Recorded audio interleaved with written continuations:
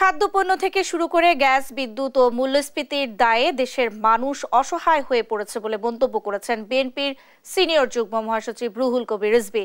BNP chairperson Khaleda Zia, যুগ্ম মহাসচিব হাবিব ও নবী খান, সোহেল সহ সব বন্দী নেতাকর্মীর মুক্তির দাবিতে জাতীয় প্রেস ক্লাবের সামনে মানববন্ধনে এ কথা বলেন তিনি।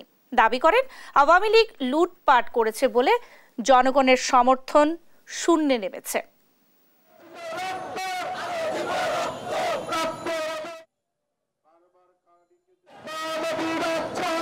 জনগণের সাথে বিশ্বাসঘাতকতা করা, জনগণের মালিকানাকে ছিনিয়ে নেওয়া, এই কারণে তাদের জনসমর্থন নেই। কয়েকজন সুবিধাবাদী লোক, কয়েকজন ঋণ খেলাপি মানুষ, কয়েকজন বাজার সিন্ডিকেটের লোকজন এইটা আওয়ামী লীগকে ঘিরে আছে। এদেরকে তো জনগণ পছন্দ করে না। আর এই লোকগুলোই যদি আওয়ামী লীগের পাশে থাকে, সরকারের পাশে থাকে, তাহলে তো জনগণ থাকবে না।